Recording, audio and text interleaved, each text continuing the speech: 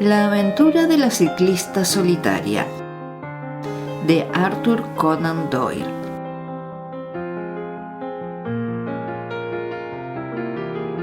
Entre los años 1894 y 1901, ambos incluidos, Sherlock Holmes se mantuvo muy activo. Podría decirse que durante estos 8 años no hubo caso público de cierta dificultad en el que no se le consultase, y fueron cientos los casos privados, algunos de ellos, los más complicados y extraordinarios, en los que desempeñó un papel destacado. Muchos éxitos extraordinarios y unos pocos fracasos inevitables fueron el resultado de este largo periodo de continuo trabajo. Ya que he conservado notas muy completas de todos estos casos y que intervine personalmente en muchos de ellos, podrán imaginar que no resulta fácil decidir cuáles debería seleccionar para presentarlos al público. No obstante, me ajustaré a mi antigua norma, dando preferencia a aquellos casos cuyo interés no se basa tanto en la brutalidad del crimen como en el ingenio y las cualidades dramáticas de la solución. Por esta razón, me decido exponer al lector los hechos referentes a la señorita Violet Smith, la ciclista solitaria de Charlington, y el curioso curso que tomaron nuestras investigaciones que culminaron en una tragedia inesperada. Es cierto que las circunstancias no se prestaron a ninguna exhibición deslumbrante de las facultades que hicieron famoso a mi amigo, pero el caso presentaba algunos detalles que lo hacen sobresalir de los abundantes archivos del delito de los que extraigo el material para estas pequeñas narraciones. Consultando mis libros de notas del año 1895, compruebo que la primera vez que oímos hablar de la señorita Violet Smith fue el sábado 23 de abril. Recuerdo que su visita perturbó muchísimo a Holmes, que en aquel momento se encontraba inmerso en un profundo y complicadísimo problema referente a la misteriosa persecución de que era objeto John Vincent Harden, el célebre magnate del tabaco. Mi amigo, que valoraba la precisión y concentración del pensamiento por encima de todas las cosas, no soportaba que nada desviara su atención del asunto que se traía entre manos. Sin embargo, so pena de incurrir en grosería, lo cual no hubiera sido propio de él, resultaba imposible negarse a escuchar la historia de aquella mujer joven y guapa, alta, simpática y distinguida que se presentó en Baker Street a última hora de la tarde, solicitando su ayuda y consejo. De nada valió insistir en que se encontraba completamente ocupado, ya que la joven había venido absolutamente decidida a contar su historia, y resultaba evidente que solo por la fuerza podríamos sacarla de la habitación antes de que lo hubiera hecho. Con expresión resignada y una cierta sonrisa de fastidio, Holmes rogó a la bella intrusa que tomara asiento y nos informara de aquello que tanto la preocupaba. «Al menos sabemos que no se trata de su salud», dijo, clavando en ella sus penetrantes ojos. «Una ciclista tan entusiasta debe estar repleta de energía». La joven, sorprendida, se miró los pies y no pudo observar la ligera rosadura producida en un lado de la suela por la fricción con el borde del pedal. «Sí, señor Holmes, monto mucho en bicicleta y eso tiene algo que ver con esta visita que le hago». Mi amigo tomó la mano sin guante de la joven y la examinó con tanta atención y tan poco sentimiento como un científico examinando una muestra. «Estoy seguro de que me perdonará. Es mi oficio», dijo al soltarla. «Casi cometo el error de suponer que escribía usted a máquina, pero se nota con toda claridad que toca un instrumento musical. ¿Se ha fijado, Watson, en que el aplastamiento de las puntas de los dedos es común a ambas profesiones? Sin embargo, el rostro manifiesta una espiritualidad». Al decir esto, la hizo volverse hacia la luz, que la máquina de escribir no genera. Esta señorita se dedica a la música. «Sí, señor Holmes, soy profesora de música». «En el campo, deduzco del color de su piel». «Sí, señor, cerca de Farnham, en los límites de Surrey». «Una zona preciosa, llena de recuerdos interesantes. ¿Se acuerda usted, Watson, que fue cerca de allí donde agarramos a Archie Stamford, el falsificador?» «Y bien, señorita Violet, ¿qué es lo que le ha ocurrido cerca de Farnham?» en los límites de Surrey. Con gran claridad y presencia de ánimo, la joven inició el siguiente y curioso relato. Mi padre murió, señor Holmes. Se llamaba James Smith y dirigía la orquesta del antiguo Teatro Imperial. Mi madre y yo quedamos sin ningún pariente en el mundo, con excepción de un tío llamado Ralph Smith, que se marchó a África hace 25 años sin que desde entonces hayamos sabido una palabra de él.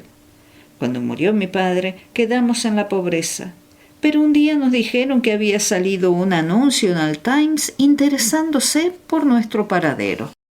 Ya podrá figurarse lo emocionadas que estábamos pensando que alguien nos había heredado una fortuna. Acudimos de inmediato al abogado cuyo nombre figuraba en el anuncio, y allí nos presentaron a dos caballeros, el señor Carruthers y el señor Woodley, que habían llegado de Sudáfrica. Expresaron que eran amigos de mi tío, el cual había fallecido pocos meses antes en Johannesburgo, en la más absoluta pobreza, y que con su último aliento les había pedido que localizasen a sus familiares y se asegurasen de que nada les faltara. Nos pareció muy raro que el tío Ralph, que jamás se preocupó de nosotros en vida, se mostrase tan atento al morir. Pero el señor Carruthers nos explicó que la razón era que mi tío acababa de enterarse de la muerte de su hermano y se sentía responsable de nosotras. Perdone, dijo Holmes. ¿Cuándo tuvo lugar esta entrevista? En diciembre, hace 4 meses. Continúe, por favor.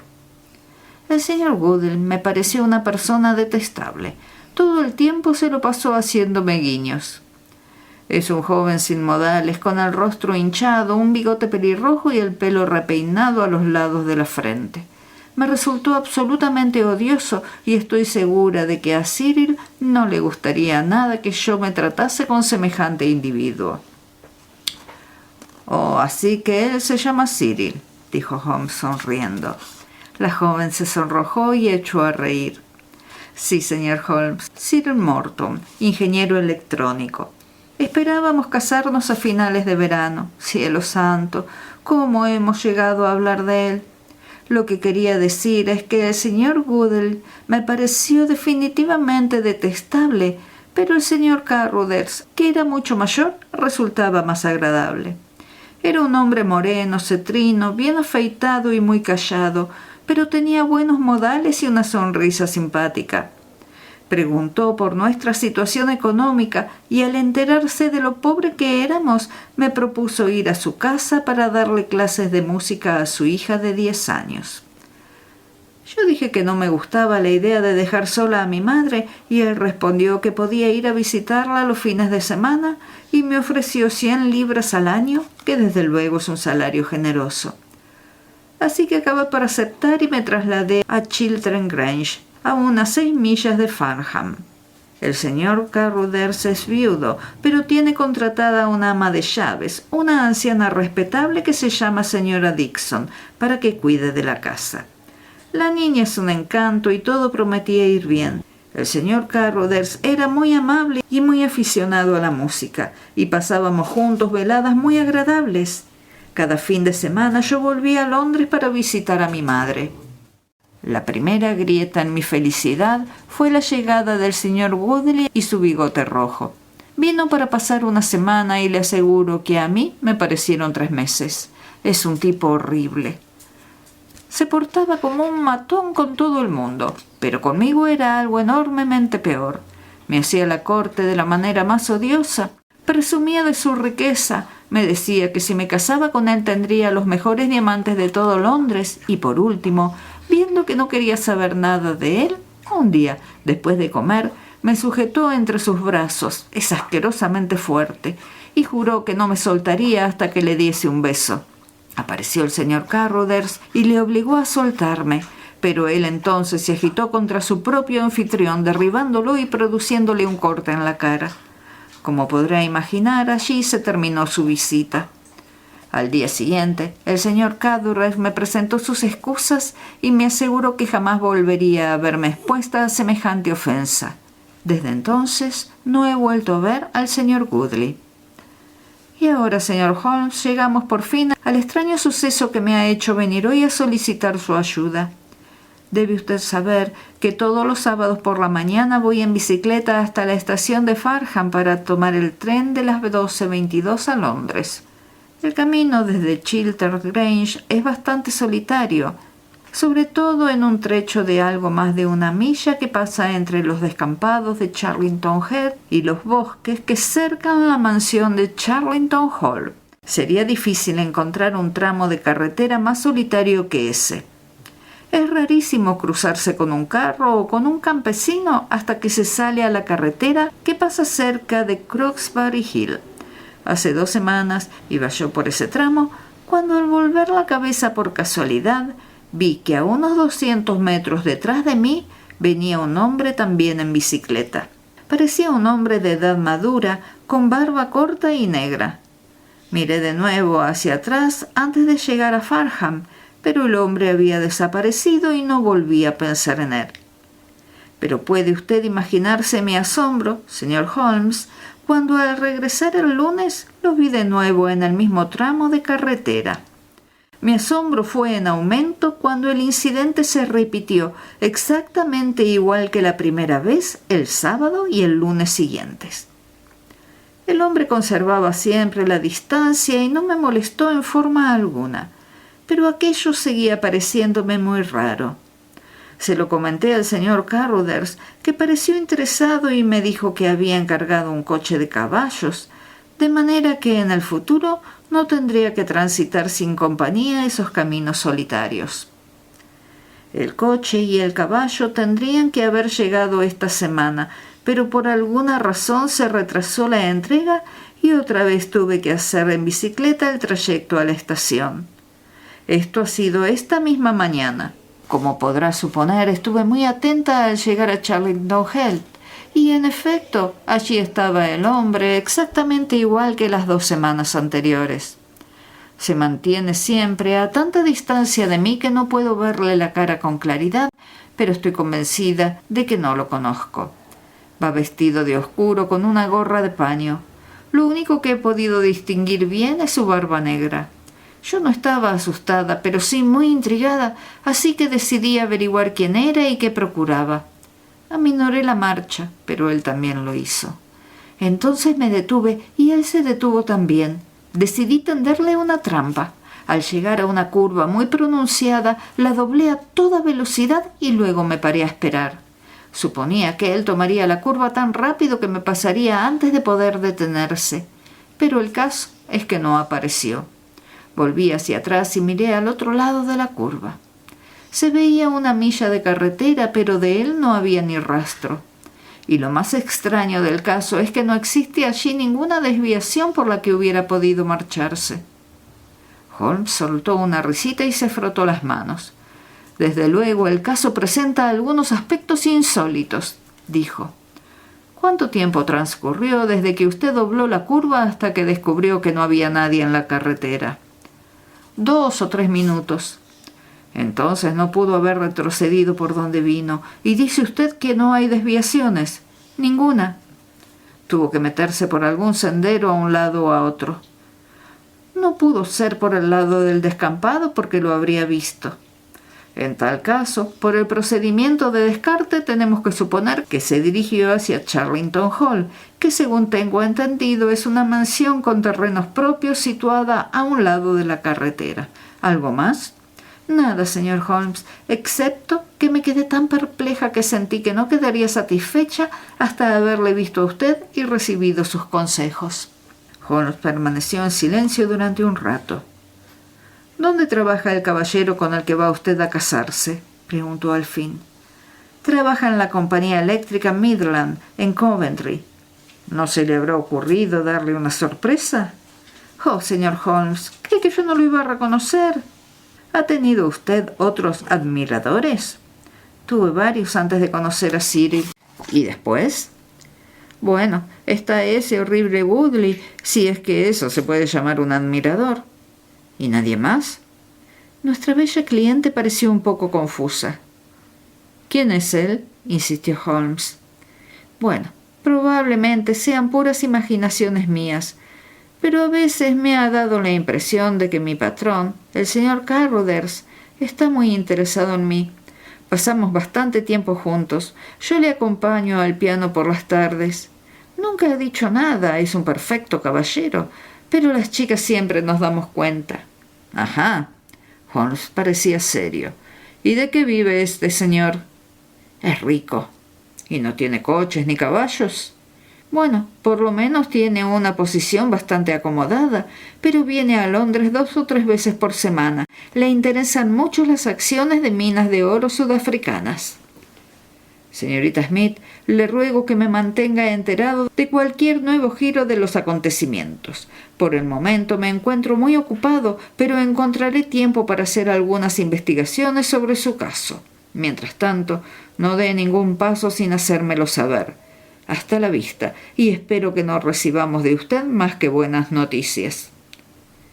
El que una chica como esa la siga a alguien forma parte del orden establecido de la naturaleza, dijo Holmes, dando chupadas a su pipa de meditación. Pero no precisamente en bicicleta y por solitarios caminos rurales.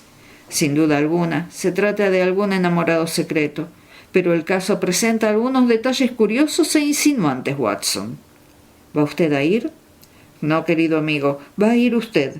Podría muy bien tratarse de una maniobra sin importancia y no puedo interrumpir por ella esta otra investigación que sí que es importante.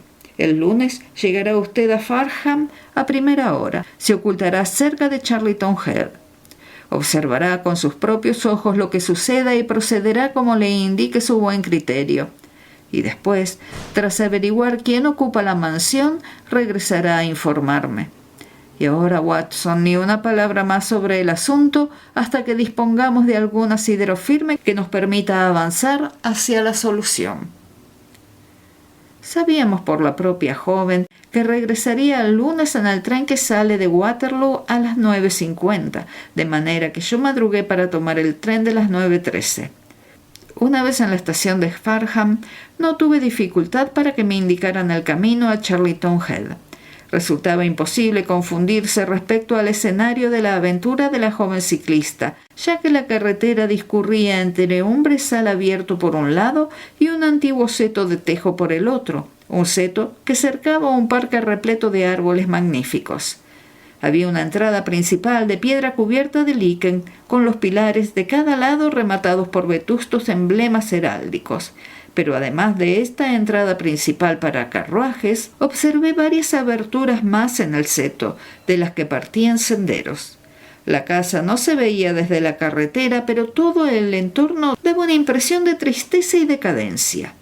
El descampado estaba cubierto de manchones dorados de tojos en flor, que brillaban de un modo magnífico a la radiante luz del sol primaveral.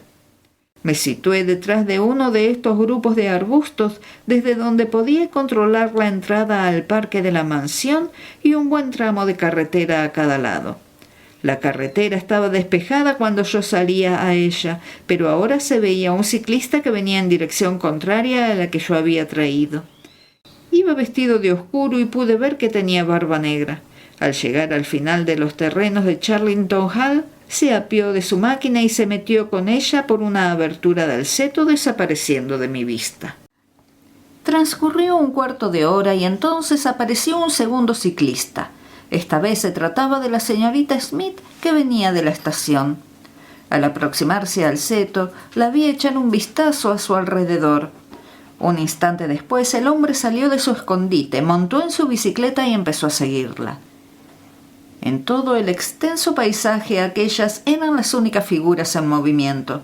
La atractiva muchacha sentada muy derecha en su máquina y el hombre que la seguía, doblado sobre el manilar, con un misterioso aire furtivo en todos sus movimientos. Ella se volvió para mirarlo y redujo la velocidad.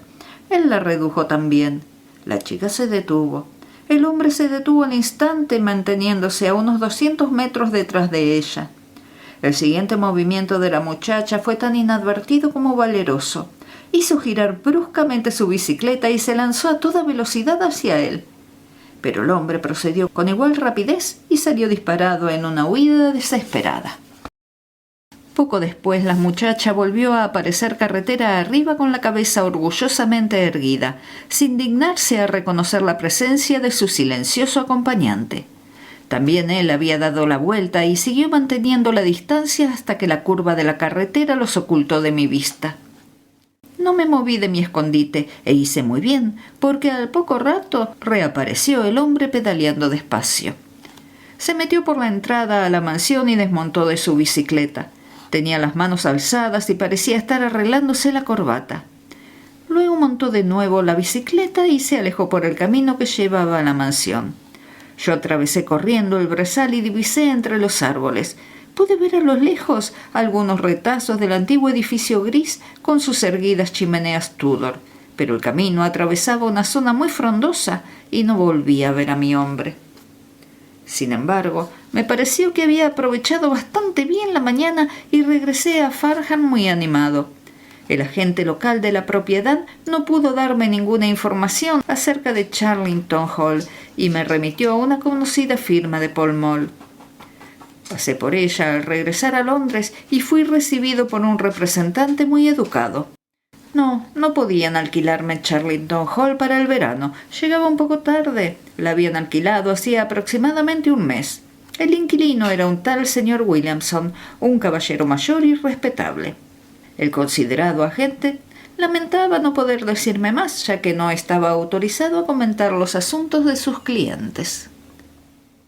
Sherlock Holmes escuchó con atención el largo informe que le presenté aquella misma tarde, pero que no consiguió arrancarle las breves palabras de elogio que yo había esperado y que tanto habría apreciado. Por el contrario, su rostro austero adoptó una expresión más severa que de costumbre al comentar todo lo que yo había hecho y dejado de hacer. Su escondite, querido Watson, estuvo muy mal escogido. Debía usted esconderse detrás del seto. De ese modo habría podido ver de cerca a ese personaje tan interesante. En cambio, se situó usted a varios cientos de metros de distancia y me trae aún menos información que la señorita Smith. Ella cree no conocer al hombre. Yo estoy convencido de que lo conoce. De lo contrario, ¿por qué iba a poner tanto empeño en que ella no se aproxime lo bastante como para verle la cara? Usted lo describe doblado sobre el manillar, más ocultamiento, como puede ver. La verdad es que lo ha hecho usted fatal. El tipo vuelve a casa y usted quiere averiguar quién es y no se le ocurre más que acudir a una agencia de Londres. ¿Qué tendría que haber hecho?, pregunté algo furioso. Entrar en el bar más cercano. Ese es el centro de todos los cotilleos del pueblo. Allí le habrían dado todos los nombres, desde el propietario hasta el de la última fregona. Williamson. Eso no me dice nada. Si se trata de un anciano, entonces no puede ser el activo ciclista que escapa a toda velocidad de la atlética joven que le persigue. ¿Qué hemos sacado en limpio de su expedición? Solo que la chica decía la verdad. Eso yo nunca lo dudé. Que existe una relación entre el ciclista y la mansión. Tampoco tenía dudas sobre eso. Que el inquilino de la mansión se llama Williamson. ¿Qué adelantamos con eso? Vamos, querido amigo, no ponga esa cara. Poco más podemos hacer hasta el próximo sábado y mientras tanto, tal vez yo pueda averiguar una o dos cosas. A la mañana siguiente llegó una carta de la señorita Smith relatando en términos breves y precisos los hechos que yo había presenciado, pero la sustancia de la carta estaba en la posdata.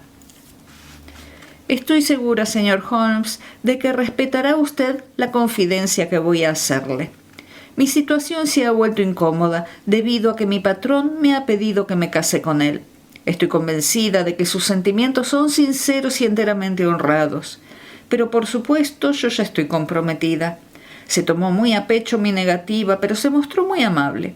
No obstante, lo comprenderá, la situación es un poco tensa.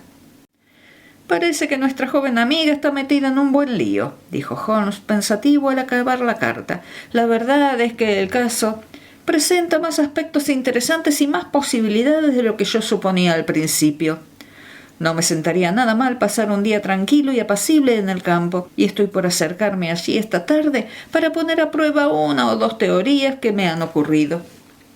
El tranquilo día de campo de Holmes tuvo un desenlace imprevisto, ya que llegó a Baker Street bastante tarde, con un labio partido y un chichón amoratado en la frente, además de presentar un aspecto general tan impresentable que su persona habría despertado las justificadas sospechas de Scotland Yard. Se había divertido muchísimo con sus aventuras y se reía alegremente al relatarlas. «Hago tan poco ejercicio que siempre resulta gratificante», dijo. «Como sabe, poseo ciertos conocimientos del noble y antiguo deporte británico del boxeo. De cuando en cuando resultan útiles. Hoy, por ejemplo, lo habría pasado bochornosamente mal de no ser por ellos». Le rogué que me contara lo que había sucedido. Localicé ese bar de pueblo que le había recomendado visitar, y allí inicié mis discretas averiguaciones. Me instalé en la barra y el charlatán del propietario me fue dando toda la información que deseaba. Williamson es un hombre de barba blanca que vive solo en la mansión con unos pocos sirvientes. Corre el rumor de que eso ha sido clérigo, pero una o dos eventualidades ocurridas durante su breve estancia en la mansión me parecieron muy poco eclesiásticas. He hecho ya algunas indagaciones en una agencia eclesiástica y allí me han dicho que existió un clérigo con ese apellido que tuvo una carrera particularmente turbulenta. Además, el tabernero me dijo que a la mansión solían acudir visitas de fin de semana, gente de pasta, según él, y en especial cierto caballero con bigote rojo apellidado Woodley, que estaba siempre por ahí. Hasta aquí habíamos llegado cuando, ¿quién dirá que vino a entrometerse? Pues el propio caballero en cuestión, que estaba bebiendo una cerveza allí mismo y había escuchado toda la conversación. ¿Quién era yo? ¿Qué quería? ¿A qué venían tantas preguntas? Su lenguaje era de lo más expresivo y sus adjetivos muy vigorosos, y remató una retahíla de insultos con un revés traicionero que no pude evadir del todo. Los minutos siguientes fueron deliciosos, mis directos de izquierda contra los porrazos del rufián. Yo acabé como usted ve. Al señor Woodley se lo llevaron en un carro. Así terminó mi excursión al campo, y debo confesar que, aunque ha sido muy divertida, mi expedición a los límites de Surrey no ha resultado mucho más provechosa que la suya. El jueves nos llegó otra carta de nuestra cliente. «Señor Holmes, no creo que le sorprenda saber que voy a dejar mi empleo en casa del señor Carruthers. Ni siquiera un sueldo tan alto puede indemnizarme de lo perturbador de mi situación. El sábado iré a Londres y no tengo intención de regresar. El señor Carruthers ha comprado un cochecito, de manera que los peligros de la carretera solitaria, si es que alguna vez existieron, han desaparecido. En cuanto al motivo concreto de que me vaya, no se trata solo de la tensa situación con el señor Carruthers, sino que además ha vuelto a aparecer ese detestable señor Woodley. Siempre fue repugnante, pero ahora está más feo que nunca, porque parece que ha tenido un accidente y está todo desfigurado. Lo he visto por la ventana, pero gracias a Dios aún no he coincidido con él. Tuvo una larga conversación con el señor Carruthers, y después de eso parecía muy excitado. Woodley debe de estar hospedado por aquí cerca, porque no durmió en casa, y sin embargo lo volví a ver esa mañana, merodeando entre los arbustos. Preferiría que anduviese suelta una fiera salvaje antes que él. Le odio y le temo más de lo que soy capaz de expresar. ¿Cómo puede el señor Carruthers soportar ni por un segundo a semejante bicho? Menos mal que el sábado se terminarán mis problemas». «Eso espero, Watson, eso espero», dijo Holmes muy serio. «Alrededor de esta mujercita se está tramando alguna turbia intriga, y nuestro deber es procurar que nadie la moleste en este último viaje. Creo, Watson, que debemos prepararlo todo para trasladarnos allí el sábado por la mañana y cerciorarnos de que esta curiosa e incipiente investigación no tenga un final trágico». Confieso que hasta aquel momento no me había tomado muy en serio el caso, que me parecía más grotesco y extravagante que verdaderamente peligroso. Que un hombre acechara y siguiera a una mujer tan guapa no tenía nada de nuevo, y si el tipo era tan poco decidido que no solo no se atrevía a abordarla, sino que incluso huía cuando ella se le aproximaba, no podía tratarse de un asaltante muy peligroso. Aquel rufián de Woodley era muy diferente, pero excepto en una ocasión, nunca había molestado a nuestra cliente y ahora visitaba la casa de Carruthers sin importunarla. El hombre de la bicicleta tenía que ser uno de los que visitaban la mansión los fines de semana, como había dicho el tabernero, aunque seguíamos sin saber quién era y qué pretendía.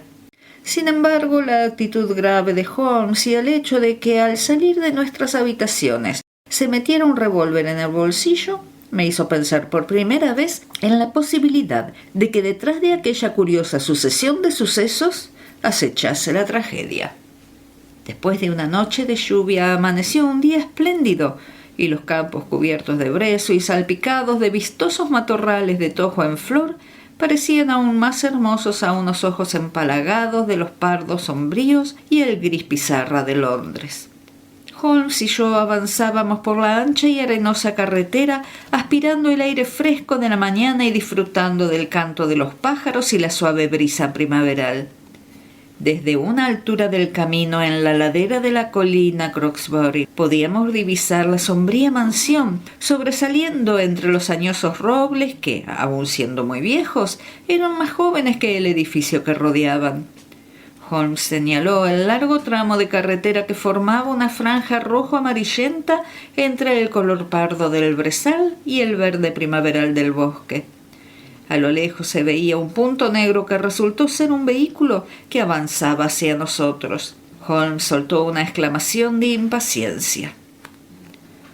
«Yo había calculado un margen de media hora», dijo, «pero si aquel es su carricoche, es que debe de haber decidido tomar un tren anterior». «Me temo, Watson, que va a pasar por Charlington antes de que podamos encontrarnos con ella». Desde el momento en que dejamos la elevación, perdimos de vista el vehículo, pero avanzamos a un paso tan rápido que mi vida sedentaria empezó a hacerse sentir y me fui quedando rezagado. Holmes, sin embargo, se mantenía siempre en forma porque disponía de reservas inagotables de energía nerviosa a las que apelar. Ni por un momento disminuyó su paso elástico hasta que de pronto, cuando ya iba unos 100 metros por delante de mí, se detuvo y le vi levantar el brazo con un gesto de dolor y desesperación. En aquel mismo momento, por la curva de la carretera apareció un carricoche vacío, con el caballo al trote y las riendas colgando, que se aproximó rápidamente a nosotros. «Demasiado tarde, Watson, demasiado tarde», exclamó Holmes mientras yo corría resoplando hacia él. «¡Qué idiota he sido no pensar en el tren anterior! Secuestro, Watson, secuestro, asesinato, Dios sabe qué. Ciérrele el paso y pare el caballo. Muy bien, ahora monte y veremos si puedo subsanar las consecuencias de mi estupidez». Subimos los dos al coche y Holmes hizo que el caballo diera la vuelta, dio un trayazo con el látigo y salimos volando carretera adelante. Al doblar la curva, quedó visible todo el tramo de carretera que discurría entre el brezal y la mansión. Yo agarré a Holmes del brazo. «Allí está el hombre», jadeé. Un ciclista solitario venía hacia nosotros. Traía la cabeza agachada y los hombros encorvados y pedaleaba con todas sus fuerzas. Volaba como un corredor de carreras. De repente levantó el rostro barbudo, nos vio cerca de él y frenó, saltando a continuación de su máquina. La barba, negra como el carbón, contrastaba de manera extraña con la palidez de su rostro, y los ojos le brillaban como si tuviera fiebre. Se quedó mirándonos a nosotros y al carruaje, y en su rostro se formó una expresión de asombro. «¿Qué es esto? ¡Alto ahí!», gritó cerrándonos el paso con su bicicleta. «¿De dónde han sacado ese coche? ¡Pare usted!», vociferó, sacando una pistola de bolsillo. «Pare, le digo, o por San Jorge que le meto un tiro al caballo». Holmes tiró las riendas sobre mis rodillas y brincó del coche. «Usted es el hombre al que queríamos ver. ¿Dónde está la señorita Violet Smith?», dijo con su característica rapidez y claridad. «Eso mismo le pregunto yo. Viene usted en su coche y tiene que saber dónde está». Encontramos el coche en la carretera, pero no había nadie en él. «Hemos venido para ayudar a la señorita». Dios mío, ¿qué voy a hacer?», exclamó el desconocido, frenético de angustia. «La han atrapado, ese demonio de Woodley, el cura desertor. Venga usted, venga si de verdad es su amigo. Ayúdeme y la salvaremos, aunque tenga que dejar mi pellejo en el bosque de Charlington». Corrió como un loco, pistola en mano, hacia una abertura en el seto. Holmes le siguió y yo seguía a Holmes, dejando al caballo pastando junto a la carretera. «Se han metido por aquí», dijo Holmes, señalando las huellas de varios pies en el sendero embarrado. «Caramba, quietos un momento. Hay alguien caído en los matorrales». Se trataba de un joven de unos 17 años, vestido como mozo de cuadras, con pantalones y polainas de cuero. Yacía caído de espaldas con las rodillas dobladas y una terrible brecha en la cabeza. Estaba sin sentido pero vivo. Fue suficiente un vistazo a la herida para saber que no había penetrado en el hueso. «Es Peter, el lacayo», exclamó el desconocido. «Él conducía el coche. Esos salvajes le han hecho bajar y lo han golpeado. Dejémoslo aquí. No podemos hacer nada por él, pero a ella aún podemos salvarla de lo peor que le pueda ocurrir a una mujer».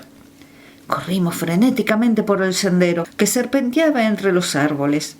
Habíamos llegado a los arbustos que rodeaban la casa cuando Holmes se detuvo en seco. «No han ido a la casa. Sus pisadas van hacia la izquierda, allí, junto a los laureles. Ah, lo que yo decía». Mientras él hablaba, del verde macizo de arbustos que teníamos delante surgió un alarido de mujer, un alarido que vibraba con un paroxismo de horror y que se cortó de golpe en la nota más aguda con un gemido de ahogo. Por aquí, está en la pista de bolos», gritó el desconocido, lanzándose de cabeza entre los arbustos. «Perros cobardes, síganme, caballeros, demasiado tarde, por todos los diablos». Habíamos salido de pronto a un precioso claro cubierto de césped y rodeado de viejos árboles. En el punto más alejado, a la sombra de un corpulento roble, había un curioso grupo de 3 personas. Una era una mujer, nuestra cliente, amordazada con un pañuelo y con aspecto de estar a punto de desmayarse. Frente a ella se erguía un hombre joven, de aspecto feroz, rostro macizo y bigote pelirrojo, con las piernas bien abiertas y enfundadas en polainas. Tenía un brazo en jarras y con el otro hacía ondear una fusta. Su actitud era la de un fanfarrón en un momento de victoria. Entre los dos había un hombre mayor con barba blanca que vestía una sobrepelliz corta sobre un traje claro de lana y que, al parecer, acababa de celebrar un rito nupcial, ya que al aparecer nosotros se guardó en el bolsillo un libro de oraciones y felicitó jovialmente al siniestro novio con una palmada en el hombro. «Se han casado», balbucí. «Vamos, vamos», exclamó nuestro guía. Atravesó corriendo el claro, con Holmes y yo pisándole los talones. Al aproximarnos, la joven se tambaleó y tuvo que apoyarse en el tronco del árbol. Williamson, el ex sacerdote, nos saludó con una reverencia burlona y el fanfarrón de Woodley nos salió al paso con una brutal carcajada de júbilo. «Ya puedes quitarte esa barba, Bob», dijo. «Se te conoce perfectamente. Pues bien, tú y tus amigos llegáis justo a tiempo para que os presente a la señora Woodley». La respuesta de nuestro guía fue asombrosa. Se arrancó la barba negra que le servía de disfraz y la arrojó al suelo, dejando al descubierto un rostro estirado, cetrino y bien afeitado. A continuación levantó su revólver y apuntó al joven rufián que avanzaba hacia él empuñando su peligrosa fusta. «Sí», dijo nuestro aliado, «soy Bob Carruthers y pienso defender a esta mujer aunque me ahorquen por ello. Ya te advertí lo que haría si volvías a incomodarla y por Dios que cumpliré mi promesa. Llegas tarde. Es mi esposa». «No, es tu viuda». El revólver retonó y vi brotar la sangre en la pechera del chaleco de Woodley. Giró sobre sus pies con un gemido y cayó de espaldas, mientras su rostro odioso y enrojecido adquiría de repente una terrible palidez. El anciano, que todavía vestía su sobrepelliz, estalló en una sarta de blasfemias como no he oído jamás y sacó también un revólver, pero antes de que pudiera levantarlo, se encontró frente a los ojos del cañón del arma de Holmes. «Se acabó», dijo mi amigo impasiblemente. «Tire esa pistola, recójala, Watson, y apúntele a la cabeza». «Gracias. Usted, Carruthers, déme ese revólver. Ya está bien de violencia. Vamos, entréguemelo». «¿Pero quién es usted?» «Me llamo Sherlock Holmes». «Santo Dios». «Veo que ha oído hablar de mí. Hasta que llegue la policía, yo procederé en representación suya. Muchacho, le gritó al atemorizado lacayo que acababa de aparecer en el borde del claro. Ven aquí, lleva esta nota a Farham lo más deprisa que puedas. Garabateó unas cuantas palabras en una hoja de su cuaderno. Entrégasela al inspector jefe del puesto de policía. Mientras él llega, todos ustedes quedan bajo mi custodia personal. La personalidad fuerte y arrolladora de Holmes dominaba la trágica escena y todos por igual éramos como marionetas en sus manos. Williamson y Carruthers cargaron con el herido Woodley para meterlo en la casa y yo ofrecí mi brazo a la asustada muchacha. Acomodaron al herido en una cama y a petición de Holmes lo examiné. Presenté mi informe en el antiguo comedor adornado con tapices donde Holmes se había instalado con sus 2 prisioneros delante. «Vivirá», dije. «¿Cómo?», gritó Carruthers, poniéndose en pie de un salto. «Entonces subiré a rematarlo antes que nada. No me digan que esa muchacha, ese ángel, va a quedar atada para toda su vida a Jack Woodley, el rugiente». «No debe preocuparse por eso», dijo Holmes. «Existen 2 excelentes razones para que no se la pueda considerar su esposa bajo ningún concepto. En primer lugar, tenemos motivos de sobra para poner en duda el derecho del señor Williamson a celebrar un matrimonio. He sido ordenado», exclamó el viejo granuja, «y también suspendido. Cuando uno es sacerdote para siempre. No lo veo yo así. ¿Y qué hay de la licencia?» «Obtuvimos una licencia de matrimonio. La tengo en el bolsillo. La conseguiría con engaños, pero en cualquier caso un matrimonio forzado no tiene validez. En cambio, constituye un delito muy grave, como comprobará usted antes de que esto termine. O mucho me equivoco, o tendrá tiempo de sobra para reflexionar sobre el tema durante los próximos 10 años más o menos. En cuanto a usted, Carruthers, más le habría valido guardarse la pistola en el bolsillo». «Empiezo a creer que sí, señor Holmes, pero cuando pensé en todas las precauciones que había tomado para proteger a esta muchacha, porque yo la amaba, señor Holmes, y es la única vez en mi vida que he sabido lo que es el amor. Me volví loco al saber que estaba en poder del matón más cruel de Sudáfrica, un tipo cuyo solo nombre infunde un terror supersticioso desde Kimberley a Johannesburgo. Sí, señor Holmes, usted no lo creerá, pero desde que esta chica empezó a trabajar para mí, ni una sola vez dejé que pasara delante de esta casa, donde yo sabía que se escondían estos canallas, sin seguirla en mi bicicleta para asegurarme de que no le sucediera nada malo. Me mantenía retirado de ella y me ponía una barba postiza para que no me reconociera, porque se trata de una joven decente y orgullosa que no se habría quedado mucho tiempo en mi casa de haber sabido que yo la iba siguiendo por las carreteras rurales. ¿Por qué no le advirtió del peligro? Porque también en este caso se habría marchado. Yo no podía resistir la idea. Aunque no me amara, significaba mucho para mí ver su preciosa figura por la casa y oír el sonido de su voz. «Usted llama a eso amor, señor Carruthers», dije yo, «pero yo lo llamo egoísmo. Puede que las 2 cosas vayan articuladas. Fuera como fuere, no quería que se marchara. Además, con esta gente por aquí, convenía que hubiera alguien cerca para cuidar de ella, y cuando llegó el telegrama tuve la seguridad de que pronto entrarían en acción». «¿Qué telegrama?» «Este», dijo Carruthers sacándolo del bolsillo. El texto era breve y conciso. «El viejo ha muerto». Dijo Holmes.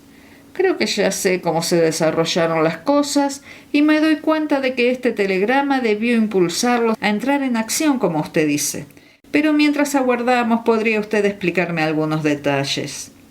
El viejo desertor de la sobrepelliz soltó una explosiva descarga de palabrotas. «Por mi alma, Bob Carruthers», dijo, «que si nos delatas te voy a hacer lo mismo que tú le hiciste a Jack Woodley. Puedes rebuznar todo lo que quieras acerca de la chica, porque ese es asunto tuyo. Pero si entregas a tus compañeros con este poli de paisanos, será la peor faena que has hecho en tu vida».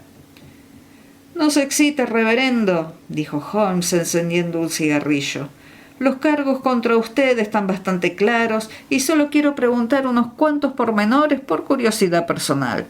Sin embargo, si existe algún problema en que ustedes me lo cuenten, seré yo quien hable y veremos qué posibilidades tienen de ocultar sus secretos.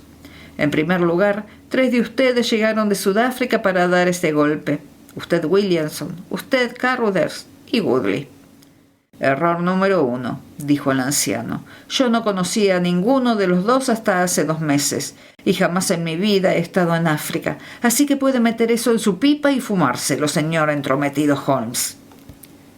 Es cierto lo que dice, confirmó Carruthers. Bien, vinieron solo 2. El reverendo es un producto del país. Ustedes conocieron a Ralph Smith en Sudáfrica y tenían motivos para suponer que no viviría mucho. Entonces averiguaron que su sobrina heredaría una fortuna. ¿Qué tal voy? Carruthers asintió y Williamson soltó una palabrota. No cabe ninguna duda de que ella era el pariente más próximo y ustedes estaban convencidos de que el viejo no haría testamento. No sabía ni leer ni escribir, dijo Carruthers. Así que ustedes 2 se plantaron aquí y localizaron a la chica. El plan era que uno de los 2 se casara con ella y el otro recibiría una parte del botín. Por alguna razón, Woodley salió electo como marido. ¿Cómo fue eso? Nos la jugamos a las cartas en el viaje. Él ganó. Comprendo. Usted tomó a la joven a su servicio y así Woodley podría cortejarla. Pero ella se dio cuenta de que era un bruto borracho y no quiso saber nada de él. Mientras tanto, su plan se trastornó porque usted mismo se enamoró de la chica y no podía tolerar la idea de que este rufián se la quedase. No, por San Jorge, no podía. Hubo una pelea entre ustedes. Woodley se marchó enfurecido y comenzó a hacer sus propios planes sin contar con usted. Empiezo a pensar, Williamson, que no hay mucho que podamos decirle a este caballero, dijo Carruthers con una risa amarga. Sí, nos peleamos y él me derribó. Pero ahora ya estamos en paz. Entonces lo perdí de vista. Fue entonces cuando él reclutó a este padre desertor. Descubrí que se habían instalado juntos aquí, en el trayecto que ella recorría para ir a la estación. A partir de entonces no la perdí de vista, porque sabía que se estaba tramando alguna diablura. Hace 2 días, Woodley se presentó en mi casa con este telegrama, que nos comunicaba la muerte de Ralph Smith. Me preguntó si estaba dispuesto a seguir adelante con el trato. Le respondí que no. Preguntó entonces si convendría en casarme con la chica y darle a él una parte. Le dije que lo haría de muy buena gana, pero que ella no me aceptaba. Entonces Woodley dijo: primero vamos a casarla y puede que al cabo de 1 o 2 semanas vea las cosas de diferente manera. Le respondí que me negaba a utilizar la violencia y se marchó maldiciendo, como el canalla mal hablado que siempre ha sido, y jurando que sería suya de un modo u otro. Ella se iba a marchar de mi casa esta semana y yo había conseguido un coche para llevarla a la estación, pero me sentía tan intranquilo que la seguí en bicicleta. Sin embargo, dejé que me tomara demasiada delantera y antes de que pudiera alcanzarla el mal ya estaba hecho. No supe nada más hasta que los vi a ustedes 2 regresando con el coche. Holmes se puso en pie y tiró la colilla de su cigarrillo en la chimenea. He sido un obtuso, Watson, dijo. Cuando me presentó usted su informe, dijo que le había parecido ver al ciclista arreglarse la corbata entre los arbustos. Solo con esto tendría que haberlo comprendido todo. Sin embargo, podemos felicitarnos por haber intervenido en un caso bastante curioso y en algunos aspectos único. Veo venir por el sendero a 3 policías del condado y me alegra comprobar que el pequeño mozo de cuadra se mantiene a su paso. Es probable que ni él ni el fascinante novio sufran daños permanentes a causa de las aventuras de esta mañana.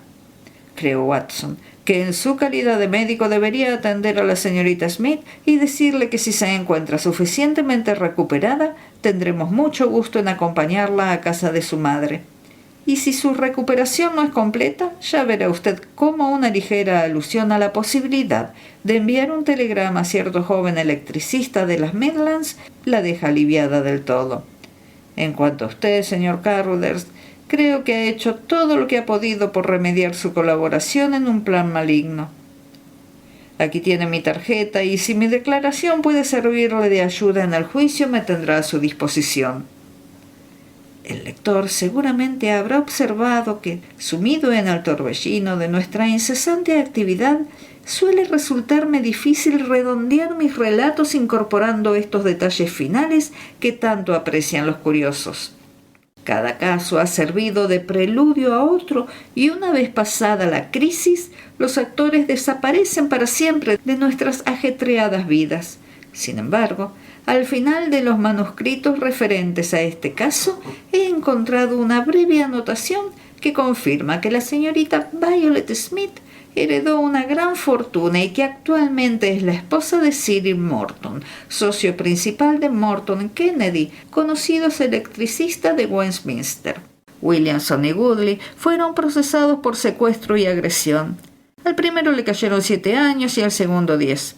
No consta ningún dato acerca de Carruthers, pero estoy seguro de que el tribunal no juzgaría con mucha severidad su agresión, teniendo en cuenta que Woodley tenía reputación de ser un maleante peligrosísimo, y creo que con unos meses bastaría para satisfacer los requerimientos de la justicia.